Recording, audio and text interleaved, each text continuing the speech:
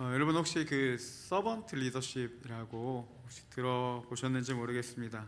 말 그대로 이제 종의 리더십, 섬김의 리더십 이렇게 알려져 있는 그 리더십의 이론 중에 하나입니다. 1970년도에 로버트 그린리프라는 사람에 의해서 이 서번트 리더십이 이제 체계적이고 또 현대적인 리더십 이론으로 이렇게 자리 잡게 되었다고 합니다. 그는 그 자신의 수필을 통해서 이 섬김의 자세를 갖춘 리더가 왜 중요한지 설명을 해주고요. 또 기존의 전통적인 리더십 모델과 이 서번트 리더십이 어떻게 다른지를 이제 구체적으로 설명해 주었습니다. 이 기존의 전통적인 이 리더십이 추구했던 것이 이 리더자들의 카리스마나 이 지시 능력 그리고 강한 통제력을 이 리더십 성공의 주요 요인으로 삼았다면 이 서번트 리더십은요, 리더의 겸손 그리고 경청, 공감, 헌신, 구성원들에게 이 봉사하려는 태도 이런 것들을 이 성공의 요인으로 삼고 있는 그 리더십입니다. 이 로버트 그린리프가 말하는 이 서번트 리더십의 핵심은 무엇이냐? 가장 먼저 리더가 봉사자가 되고 그 다음에 리더가 된다라는 것입니다. 리더가 자발적으로 타인을 돕고자 하는 이 동기를 가질 때 이 서번트 리더십이 이루어지고 타인을 섬기는 모습을 통해서 리더의 정당성과 함께 리더의 권위가 구축되어가는 리더십이 이 서번트 리더십이라 설명을 했습니다. 여러분, 이러한 리더십을 가장 잘 보여주신 분이요, 바로 예수님이라는 것이죠. 예수님은 우리를 살리기 위한 사랑의 마음, 이 자발적인 동기를 가지고 우리에게 찾아와 주셨습니다. 서번트 리더십의 성공 요인이 겸손, 경청, 공감, 헌신, 구성원들에게 봉사하려는 태도인 것처럼 예수님은 이 하늘 높은 보좌를 버리시고 친히 죄인의 모습으로 오는 겸손함으로 우리에게 다가오셨습니다. 죄인의 말에 경청하셨고요, 우리를 공감하기 위해서 이 땅에서 살아가는 그 죄의 유혹들과 또 어려움들을 친히 겪으시며 우리의 모든 그 고통 그리고 괴로움들을 공감해 주셨습니다. 그리고 우리와 같은 시험과 환난을 당하시고 목숨을 버리시기까지 헌신하시고 봉사하신 분이 바로 예수 그리스도라는 것이죠. 이 예수님의 이 섬김의 리더십을 통해서 많은 사람들이 마음이 감동을 일으키게 되었고 그들의 마음을 움직이게 되었습니다. 그래서 자발적인 섬김을 통해 예수님을 따르게 되는, 그 리더십을 따르게 되는 그런 일들이 지금도 세계 곳곳에서 이루어지고 있습니다. 예수님을 따르겠다라는 자발적인 마음들이 예수님의 리더십의 정당성과 권위를 세워나가는 그런 일들이 지금도 이루어지고 있다는 것이죠. 마가복음 10장 45절에 보면 예수님이 이렇게 말씀하십니다. 인자가 온 것은 섬김을 받으려 함이 아니라 도리어 섬기려 하고 자기 목숨을 많은 사람의 대속물로 주려 함이니라. 예수님은 이 땅에서 오셨을 때 충분히 섬김을 받을 만한 분이셨습니다. 왜냐하면 하나님이 되시는 그분이 이 땅 가운데 오셨으니 가장 좋은 곳에서 가장 좋은 것들을 누리며 가장 좋은 것을 먹고 마시며 그리고 가장 좋은 것으로 섬김을 받아야 마땅한 분이셨습니다. 하지만 주님은요, 이 땅 가운데서 섬김을 받으러 오지 않으셨고 그런 섬김을 원하지 않으셨습니다. 예수님이 이 땅에 오신 목적을 뭐라고 말씀하시냐? 나는 너희를 섬기러 왔다. 이렇게 자신이 이 땅에 오신 목적을 분명하게 말해주고 있습니다. 예수님은 연약한 자들을 찾아가서 그들과 함께 하셨고 사회적으로 소외된 자들을 찾아가셨습니다. 특히 병든 자들 그리고 연약한 자들, 어린아이들과 여인들을 찾아가셨고 죄인들과 함께 하시며 그들과 먹고 나누셨습니다. 그들의 아픔을 공감해 주시고 그들의 아픔을 싸매 주시고 그들의 아픔을 치료해 주셨습니다. 무엇보다 마땅히 죽어야 될 이 우리 죄인인 우리를 찾아오시고 예수 그리스도를 믿음으로 생명에 이를 수 있도록 오랫동안 참으시고 말씀하시며 인내하시고 우리를 기다려 주신 그 섬김의 리더십을 보이신 분이 바로 예수 그리스도라는 것이죠. 예수님이 이렇게 우리에게 친히 섬김의 모습을 보이시며 우리에게 뭐라고 말씀하시냐? 우리도 섬길 것을 권면해주고 있습니다. 조금 길지만 우리 마가복음 10장 42절 44절 말씀인데요, 우리 한번 함께 읽어보겠습니다. 우리 함께 읽겠습니다. 예수께서 불러다가 이르시되 이방인의 집권자들이 그들을 임으로 주관하고 그 고관들이 그들에게 권세를 부리는 줄을 너희가 알거니와 너희 중에는 그렇지 않을지니 너희 중에 누구든지 크고자 하는 자는 너희를 섬기는 자가 되고 너희 중에 누구든지 으뜸이 되고자 하는 자는 모든 사람의 종이 되어야 하리라. 아멘. 예수님이 이렇게 말씀하시죠. 너희가 아는 것처럼 이방 사람들, 세상 사람들은 백성을 권력으로 지배하고 고관들도 정치의 권세를 마구마구 휘두른다. 이것이 세상이 말하는 리더십이지만 너희는 그렇게 하면 안 된다. 너희는 달라야 된다. 누구든지 크고자 하는 자는 섬기는 자가 되어야 되고 남을 섬기는 삶을 살아야 된다. 이렇게 주님 말씀하시죠. 단순히 말씀만 하신 것이 아니라 앞에서 읽었던 45절 말씀, 나는 너희를 섬기러 왔고 내 목숨을 많은 사람들의 대속물로 주려 한다. 이 친히 섬김의 본을 보이시고 우리도 그 길을 걸어갈 수 있도록 우리를 인도해 주셨다라는 것입니다. 여러분, 사람은요 누구나 이 섬김을 받고 싶어 합니다. 저도 이번 한 주간 말씀을 묵상하면서 나는 섬김 받고 싶은 사람인지 아니면 섬기는 사람인지 참 많은 생각들을 해보게 되었는데요, 의외로 많은 섬김을 받고 싶어하는 모습들을 발견하게 되었습니다. 단순히 어떤 물건을 받고 어떤 봉사를 받는 것이 아니라 여러분 감정에도 많은 섬김을 받고 있다는 사실들을 좀 발견하게 되었습니다. 그래서 많이 개인적으로 반성하고 회개하는 시간을 좀 가졌습니다. 여러분은 좀 어떻습니까? 예수님은 섬기러 이 땅에 오셨고 섬김을 보이시며 우리도 그 길을 걸어가고 길을 원하시는데 과연 우리는 섬기는 사람인지 아니면 섬김을 받기를 원하는 사람인지 좀 이 시간을 통해 한번 돌아보는 계기가 되었으면 합니다. 예수님은요 섬김의 자리로 나아가시고 또한 우리에게 섬김을 요구하시는 목적이 있습니다. 우리 45절 말씀, 아까 읽었던 마가복음 10장 45절 말씀인데요, 우리 세번역 성경으로 한번 같이 읽어보기를 원합니다. 우리 한 목소리로 한 번 더 같이 읽겠습니다. 인자는 섬김을 받으러 온 것이 아니라 섬기러 왔으며 많은 사람을 구원하기 위하여 치를 몸값으로 자기 목숨을 내주러 왔다. 예수님이 이 땅에 섬기러 오신 목적이 무엇이죠? 자기 목숨을 주면서까지, 헌신하면서까지 많은 사람을 구원하기 위함이다. 이렇게 말씀을 주고 있습니다. 자기 목숨을 내주는 섬김을 베푸시면서요 많은 영혼들을 구원하길 원하신다라는 거죠. 그리고 우리에게 뭐라고 말씀하십니까? 섬김의 자리로 나아갈 것. 그러면 왜 하나님이 우리를 섬김의 자리로 나아가라고 하십니까? 우리를 통해 많은 영혼들을 구원하기 위함이라는 것입니다. 예수님은 마태복음 5장 13절에서부터 16절까지 뭐라고 말씀하시냐면 너희는 세상의 소금이고 세상의 빛이다, 이렇게 말씀해 주십니다. 세상에 나아가서 소금으로 맛을 내야 되고 또 빛으로 어둠을 밝히는 역할들이 그 임무가 우리에게 주어졌다라고 하시죠. 왜 우리가 세상의 소금과 빛이 되어야 되냐? 16절에 이렇게 이야기합니다. 이같이 너희 빛을 사람 앞에 비치게 하여 그들로 너희 착한 행실을 보고 하늘에 계신 너희 아버지께 영광을 돌리게 하라. 주님이 뭐라고 말씀하시냐면 왜 너희가 세상에서 빛과 소금의 역할들을 해야 되냐? 너희의 착한 행실, 선행을 통해서 많은 사람들이 하나님께 영광을 돌리기 위함이라는 것입니다. 여러분, 이것이 그리스도인들이 갖춰야 될 이 섬김의 리더십이라는 것이죠. 제가 왜 앞에서 계속 이렇게 섬김의 리더십에 대해서 이야기를 하냐? 오늘 말씀에 나타나는 유대인들에게도요 이 섬김의 리더십이 나타나야 했기 때문입니다.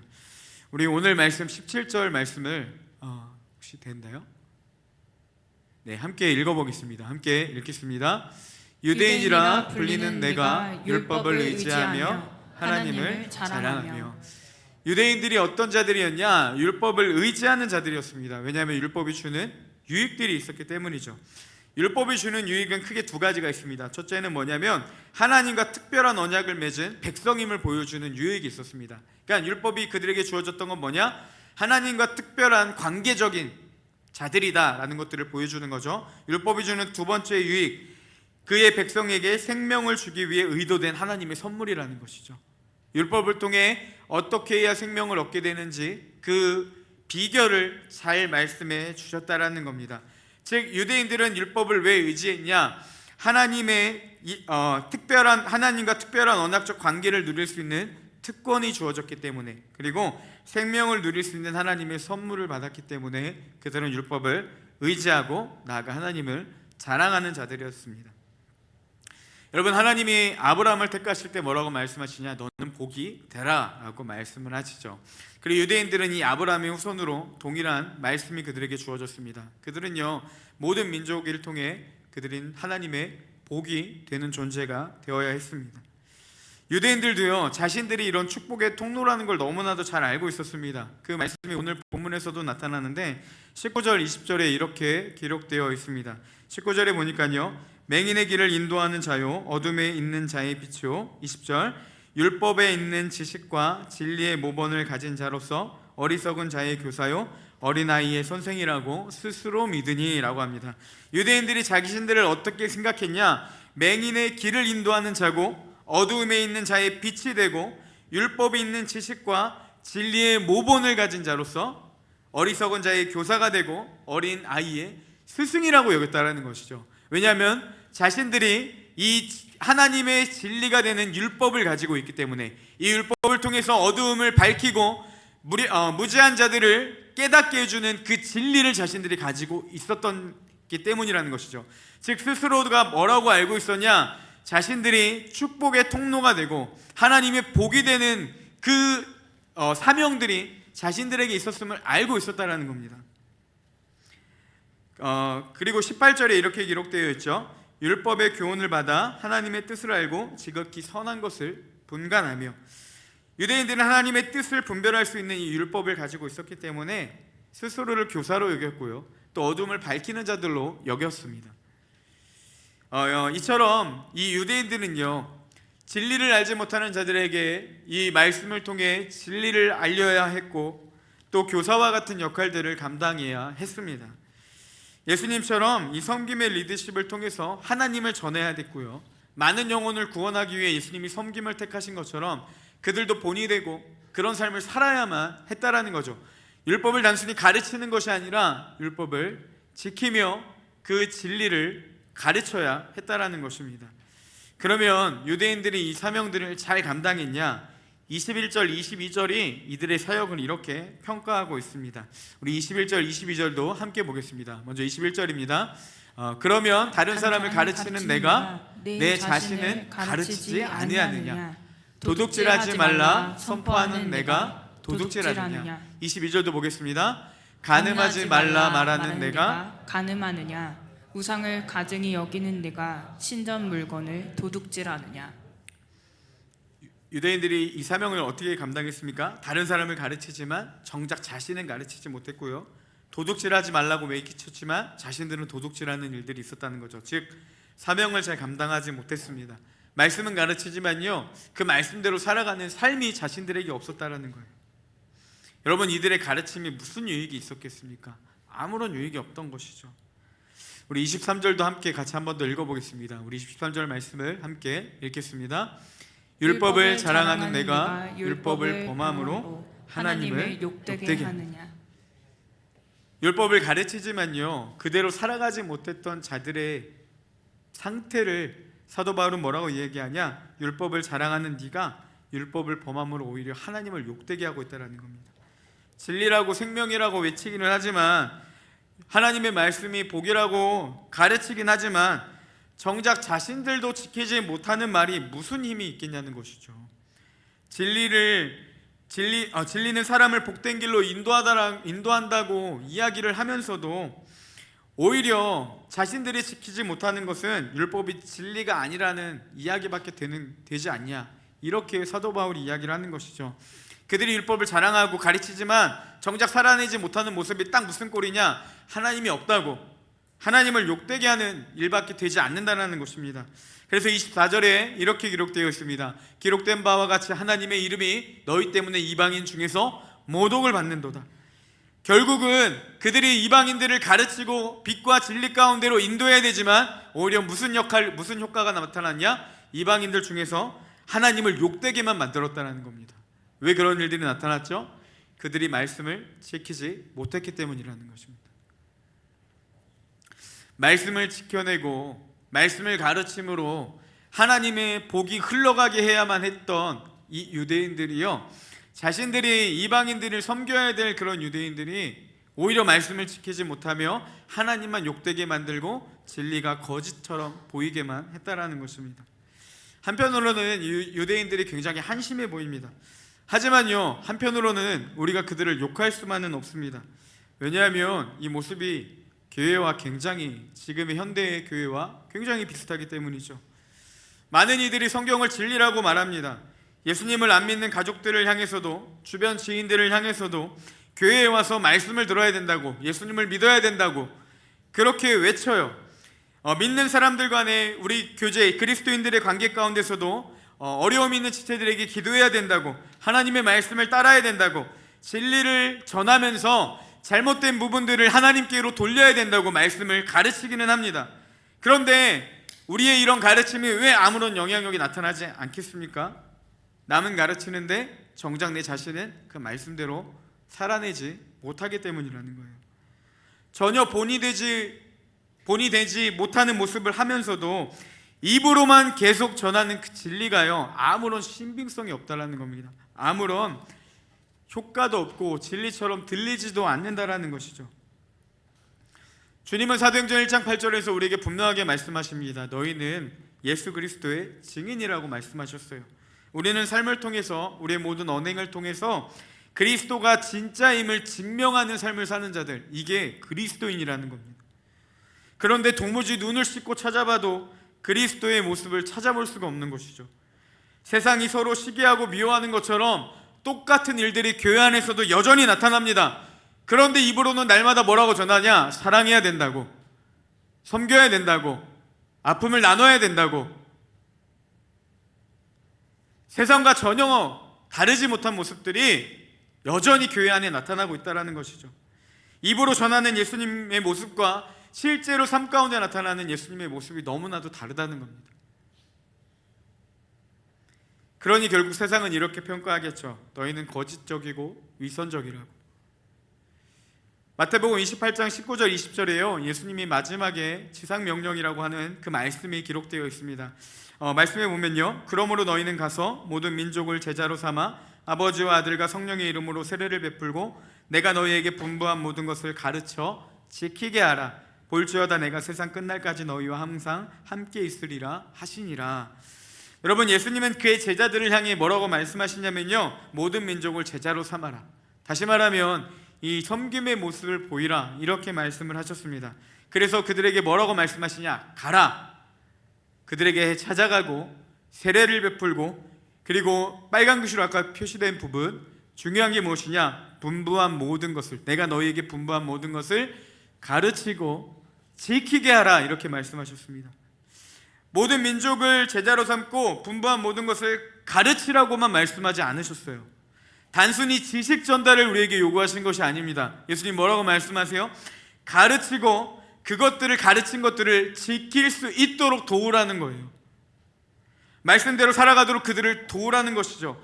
어떻게 사는 것이 말씀대로 살아가는 건지 너희가 먼저 본을 보여야 되고, 어떻게 적용해야 되는 건지 삶으로 나타내야 된다는 것이죠.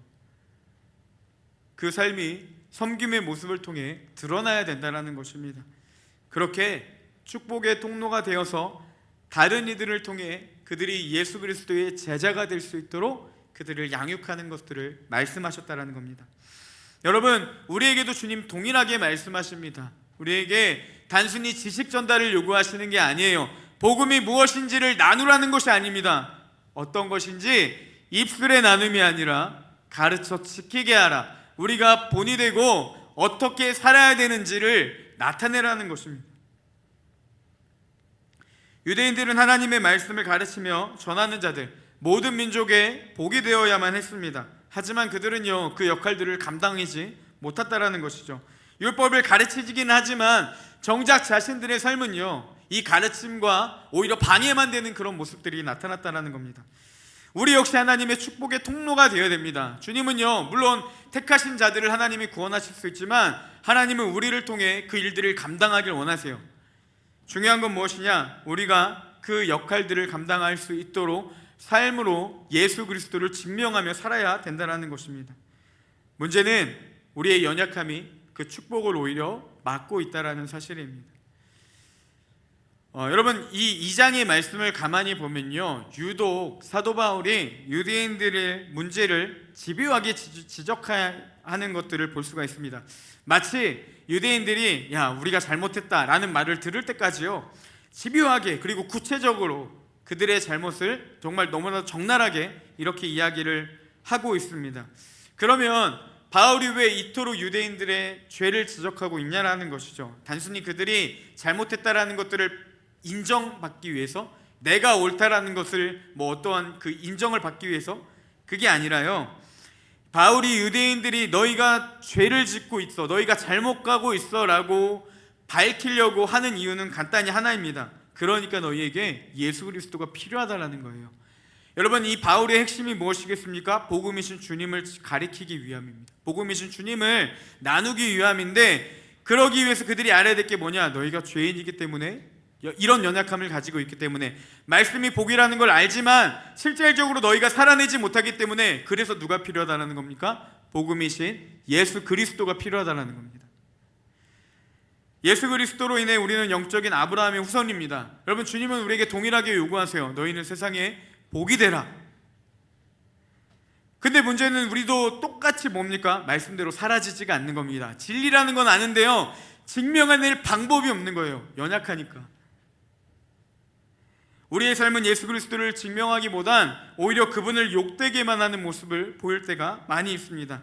외부에 나아가 예수 그리스도를 알지 못하는 자들에게 선한 영향력을 나타내긴커녕 교회 내에서도 분열과 다툼이 가득하고, 내가 내 옆에 있는 그리스도인 지체 하나도 인정하기 너무 힘들고, 그들을 이해하는 것, 마음으로 존중하며 섬기는 것 자체도 너무 힘든 것이죠.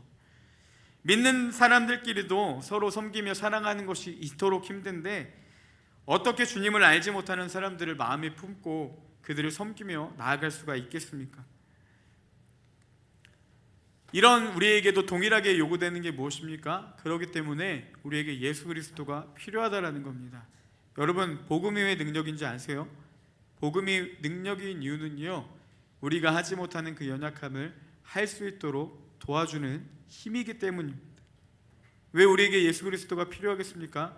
말씀으로 살아내지 못하는 우리의 연약함을 복음이신 예수 그리스도가 우리 가운데 찾아올 때 살아내는 능력이 나타난다는 겁니다.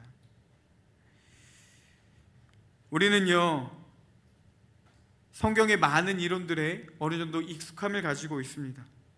문제는 무엇이냐? 그 많은 성경적인 지식들이 삶으로 묻어나지를 못하는 거예요. 마치 오늘 말씀에 나오는 유대인들의 모습처럼 많은 사람들을 가르칠 수 있는 율법적인 지식은 가지고 있지만 정말 그들을 가르칠 수 없었던 상황, 말씀을 행하지 못하기 때문에 그들을 진짜로 말씀을 가르치지 못했던 유대인들처럼, 마치 알고 있는 말씀과 내 행함이 너무나도 다른 모습을 보였던 그들처럼, 성경적인 지식은 우리 가운데 있고 동의는 하지만 그것이 삶으로 묻어나지를 못하는 연약함이 나타난다는 것이죠. 왜 이런 일들이 우리에게 나타난다고요? 주님이 없으니까. 복음의 능력이, 그 영향력 가운데 우리가 그 영향을 받지 못하기 때문에 이런 일들이 나타난다는 겁니다. 여러분 가만히 한번 좀 생각해 봤으면 좋겠습니다. 우리가 언제 예수님을 따르고 싶어 했는지, 그분을 언제 믿고 싶어 했는지, 예수님을 인격적으로 만나 삶의 변화가 찾아온 그 시점, 흔히 우리가 은혜 받았다라고 하는 시점을 한번 좀 생각해 봤으면 좋겠습니다. 무엇이 우리의 마음을 그렇게 변화시켰냐는 것이죠. 예수님이 나를 사랑한다라는 그 말씀, 예수님이 나를 위해 죽으시고 부활하셨다라는 것, 예수님을 믿어야 심판을 면하고 영원한 생명을 얻는다는 것, 예수님이 소외된 자들을 사랑하시고 품으신다라는 것, 이외에도 성경이 말하는 하나의 지식, 단순한 그 어떠한 이론이요 우리 삶을 바꿨냐는 것이죠. 여러분 물론 말씀은요 삶을 변화시키는 능력이 있습니다. 근데 문제는 뭐냐? 이론 자체가 삶을 바꾸지는 못한다는 거예요. 말씀대로 역사하시는 주님을 우리가 만나게 될 때, 객관적인 그 말씀이 주관적인 말씀의 능력으로 우리 가운데 다가올 때, 말씀이 실제로 다가오도록 일하시는 주님을 발견하게 될 때 우리는 그때 변하게 된다는 겁니다. 하나님의 말씀이 단순한 이론이 아니라요, 말씀이신 주님이 삶으로 우리에게 보여주실 때 우리 삶에 변화가 찾아오기 시작한다라는 것입니다. 저 역시 그렇습니다. 제 삶을 하나님께 드리겠다고 다짐한 순간은요, 예수님이 나를 사랑하신다라는 걸 내가 깨달았을 때였습니다. 그러면 제가 예수님이 나를 사랑하시는 걸 몰랐냐? 저는 모태신앙입니다. 그리고요, 너무나도 잘 알고 있었습니다. 제가 초등학교 1학년 때, 아니면 어쩌면 그 전이었을 수도 있어요. 제가 항상 외우던 말씀 중에 하나가 무엇이냐, 복음의 흔히 핵심이라고 하는 요한복음 3장 16절 말씀이었습니다. 여러분 잘 아시죠? 하나님이 세상을 이처럼 사랑하사 독생자를 주셨으니 이는 그를 믿는 자마다 멸망하지 않고 영생을 얻게 하려 하심이라. 제가 이 말씀을 정말 손에 꼽을 정도로 외우고 다녔습니다. 근데 문제는 뭡니까? 하나님이 세상을 이처럼 사랑하사 독생자를 주시고 믿는 자들 영생을 얻게 하셨다. 하나님이 나를 사랑하신다라는 걸 알았는데 정작 스스로는요, 하나님이 나를 사랑하시는 걸 몰랐습니다. 성경적인 지식이 부족해서 몰랐던 게 아니라는 거예요. 그러니 이 말씀이요, 제 삶에 아무런 영향력을 주지 못했다라는 것입니다. 그러던 어느 날 하나님의 사랑이 느껴지기 시작한 거죠. 한 번은 기도를 하고 있는데 하나님 없이 죄를 범한 제 모습들이 이제 떠오르기 시작했습니다. 여러 가지 중독에 빠져 더럽혀져 있는 모습을 보시면서 옆에서 하나님이 슬퍼하시는 모습이 마치 머릿속에 연상이 되었습니다. 정말 잘못했다라고 느껴지더라고요. 하나님께 너무 부끄럽고 너무 죄송한 마음이 들어서 용서해달라고 좀 많이 울며 회개를 했습니다.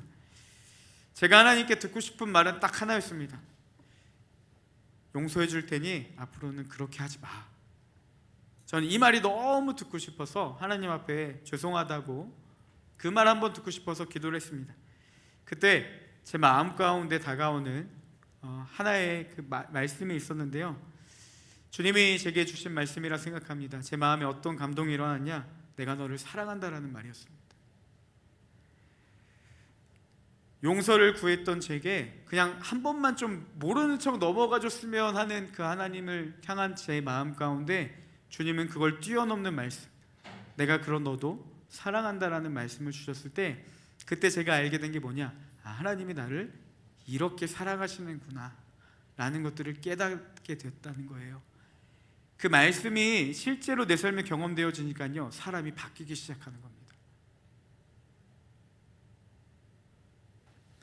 이렇게 제 삶을 변화시킨 것은요, 어떠한 성경적인 이론, 하나님이 세상을 이처럼 사랑하사, 이게 아니었어요.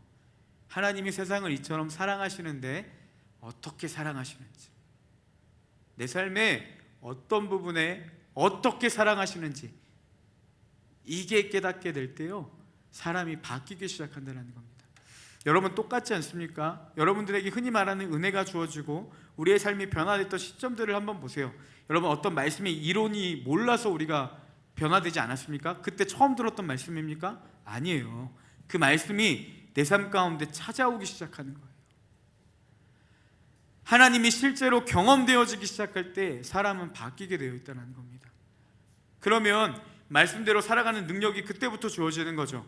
여러분, 유대인들에게 가장 큰 문제가 뭐였습니까? 말씀의 지식이 부족한 게 아니었어요. 우리에게 여전히 하나님의 말씀대로 살고 싶은데 안 되는 이유가 뭐겠습니까? 말씀을 몰라서가 아니라는 거예요. 우리에게 있는 부재가 무엇입니까? 복음이신 예수 그리스도. 그 말씀이 우리의 실제 삶 가운데 어떻게 나타나는지, 그 주님의 능력의 부재로부터 이런 일들이 나타나게 된다는 사실입니다. 하나님은요, 어떻게 사랑하시는지 말씀으로만 우리에게 명하신 분이 아닙니다. 내가 너를 어떻게 사랑하는지 실제로 보여주셨어요. 그게 사람을 바꾸게 됩니다.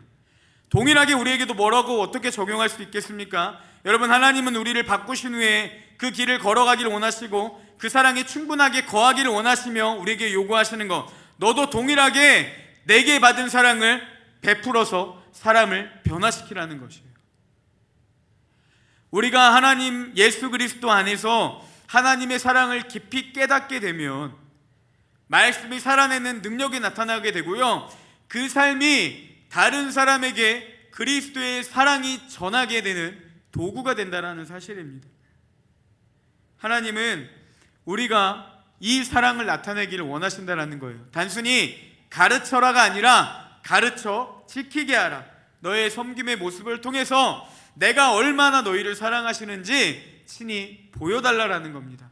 그게 언제 가능합니까? 우리가 복음이신 예수 그리스도를 깊이 알 때, 그 사랑이 우리의 삶을 변화시킬 때 우리도 동일하게 그 사랑을 행함으로 사람을 변화시키는 능력이 나타나기 시작한다는 거죠. 마치 예수님이 섬기러 와서 많은 이들을 구원하기 위해 이 땅에 섬기러 오신 것처럼 우리가 어떻게 그런 섬김의 삶을 통해서 다른 이들을 변화시킬 수 있냐? 예수 그리스도 안에서 먼저 충만하게 그 사랑을 깨닫고 우리가 변화될 때, 그래서 말씀이 우리의 삶 가운데 사라질 때 가능하다라는 사실입니다.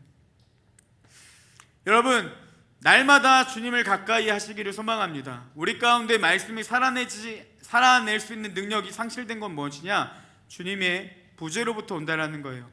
우리가 사랑하고 싶은데 사랑이 나타나지 않는 이유가 무엇이냐? 섬김의 삶을 주님이 요구하시는데 왜 섬김의 삶이 나타나지 않냐? 우리 가운데 복음의 부재로부터 온다라는 겁니다.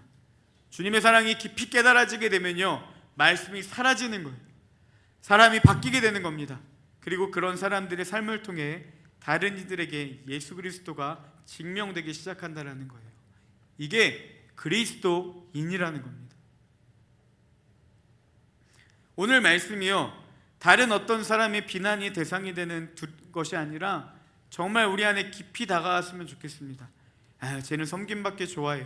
그게 아니라요, 내 안에 정말 그런 모습들이 있지는 않았는지 돌아보고 왜 섬김의 모습들이 우리 가운데 나타나지 않냐? 왜 말씀을 행할 능력들이 우리 가운데 주어지지 않냐? 예수 그리스도의 사랑을, 그분의 은혜를, 복음이신 예수 그리스도를 우리가 영향력 가운데 잊혀졌기 때문이라는 겁니다. 그것들을 깊이 깨닫고 주님을 깊이 찾으시고 나아가서 하나님의 마음이 우리 마음 가운데 깊이 부은 바 되어서 주님이 정말 원하시는 삶, 섬김을 통해 많은 이들을 구원하고 하나님의 말씀을 살아냄을 통해서 예수 그리스도가 진짜임을 증명하는 자들, 그런 놀라운 삶이 사라지는 우리 모든 청년들이 되기를 예수님의 이름으로 축복합니다. 이제 기도하고 함께 찬양하고 기도하려고 하는데요.